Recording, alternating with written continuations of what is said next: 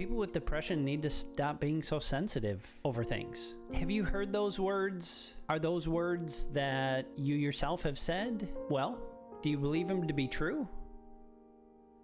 How about let's unpack these ideas together. Stay tuned. I'm the CEO. It's Mega Chop, you already know. Okay, in our last video, we talked about a couple different phrases that people may use to try and compliment you or ask you about something. And because of your battle with depression, it takes things to a totally different place. So for example, we talked about, wow, you really look good today.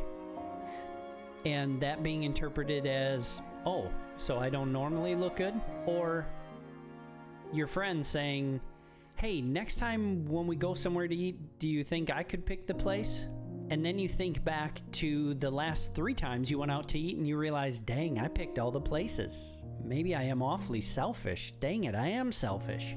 So we took how words were said and we translated them into our own thought process, our own belief in what they meant. We're going to look at this in more detail throughout the video and why we make it to this point. Why we ourselves sometimes are surprised, like, how did this escalate so quickly? Or for someone who doesn't understand depression, and again, we're not judging, we're not pointing fingers, but we want to help you bridge a gap because we understand depression is super difficult to understand unless you've walked in the depths of it. So we're going to talk in detail about some of these scenarios, how they work, and what brought us from the original path to this seemingly extreme path. But before we get there, I want to make sure that you know that you have an outlet, that you have a resource, that you have a community that you have access to 7 days a week. We've got a Discord that you can come and talk to us in, but I am also live Monday, Wednesday, and Friday evenings on Twitch at twitch.tv/megachopceo. I'm not the only one in the community who's battled depression. A lot of our community members have battled depression or have family members who battled depression, and we are all here to support each other and most importantly, support you and answer any questions that you may have. I'm happy to dialogue about anything that we talk about in this video and dig in deeper with you while we're live. Okay, so let's take a couple steps back. These aren't the normal thought processes that we have right off the bat. These are thought processes that we've arrived at due to an unseen journey in our mind as we process life, as we see life through this lens of depression, if you will. And it impacts how we hear things that people say, how we see events in the world, and ultimately how we process life as a whole. And we're going to take a look at exactly how we do that so that if you battle depression and you didn't realize that this is the journey that your mind goes on to bring you to where you are today, we're going to reveal that to you so that you can better understand what it is you're fighting against.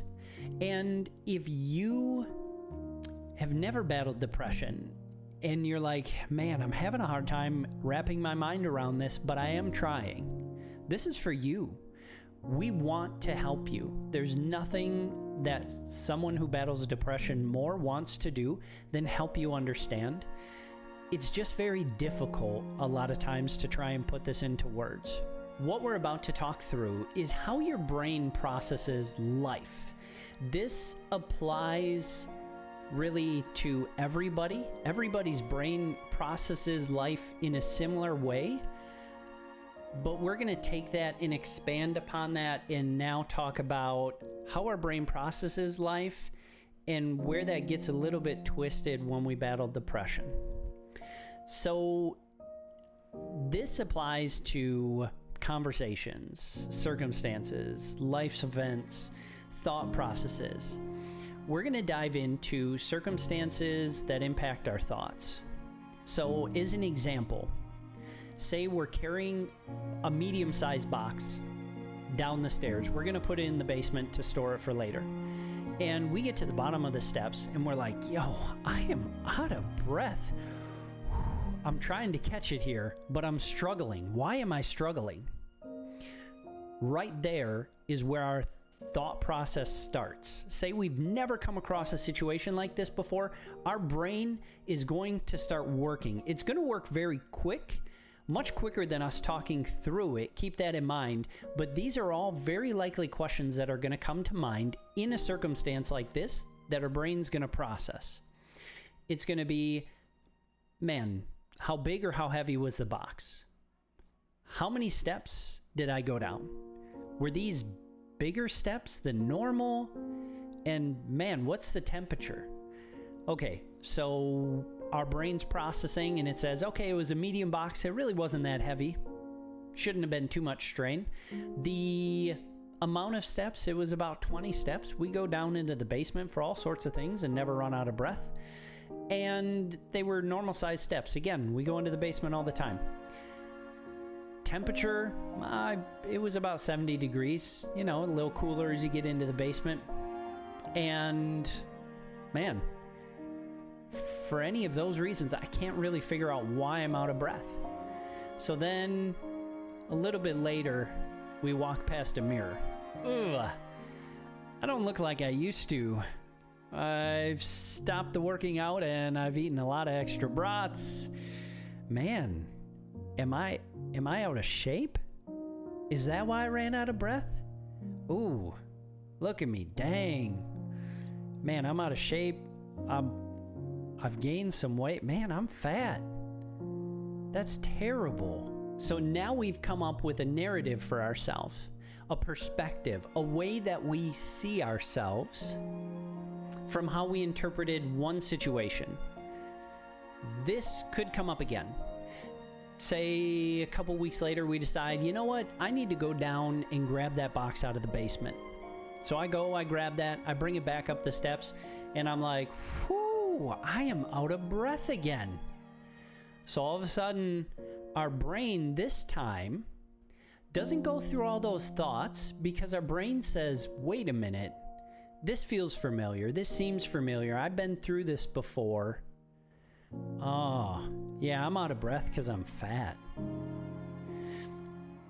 And that reinforces that negative narrative. So the first time we had to think through. The second time, there was a much quicker process that got us to that result. And it's going to continue on that same path every time we have a hurt or a pain, physical pain, or we're out of breath, things like that. All of a sudden, our brain is going to go to that narrative that we've created in our mind that I'm fat. And with depression, that's going to be stuck there. And we can even easily see that build into other areas of I'm fat and it's never going to change. I'm always going to be this way because that's that way that we perceive and see ourselves now. So this is that same effect where someone said, wow, you really look good today. Our brain had taken that statement, and we've had enough life experiences through depression up to this point that our automatic translation is, wow, I'm normally ugly. And so that's the lens that we're looking through. That's the filter that we're using.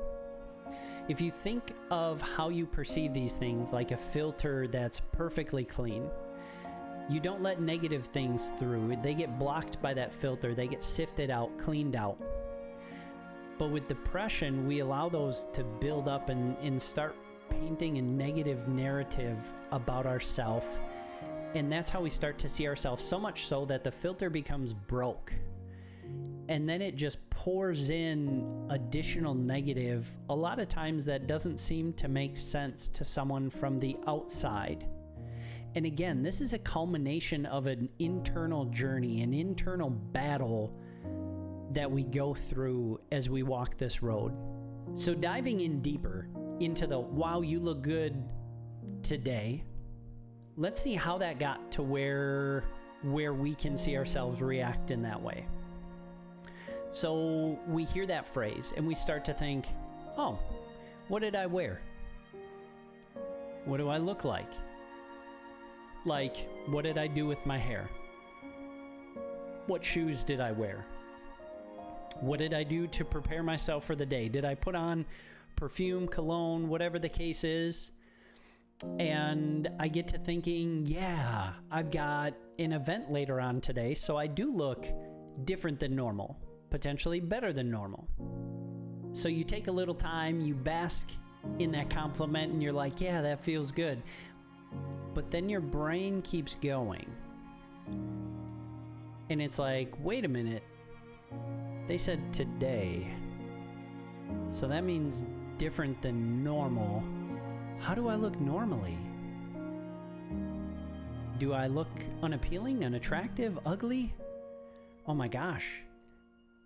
They think I look ugly normally outside of today. So we followed this thought process, this narrative that took us towards a negative path. Now what happens next time when we process that a little bit quicker?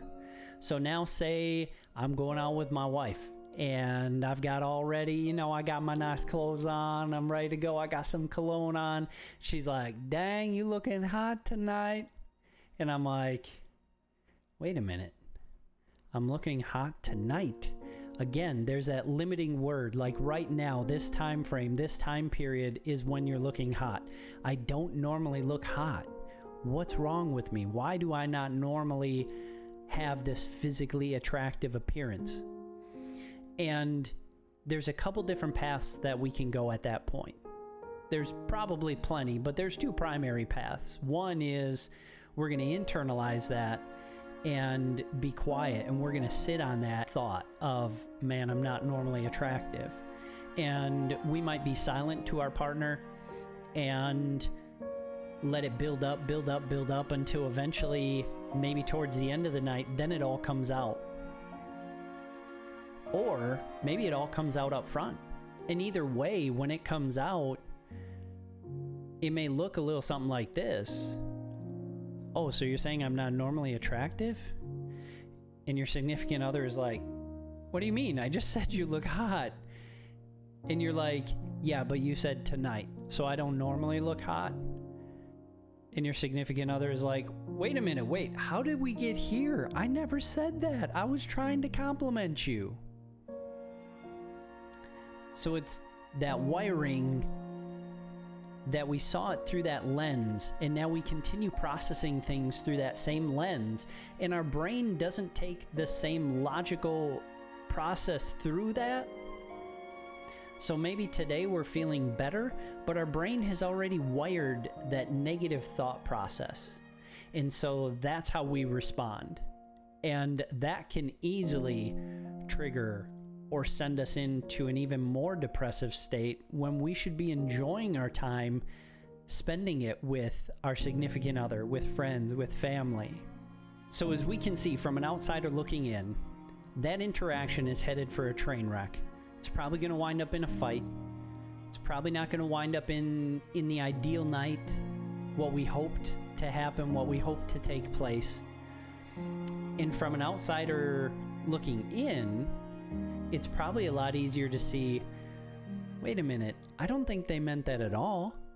I don't think that needed to go in that same direction that it went. But it's easier said than done to keep it from getting to that point.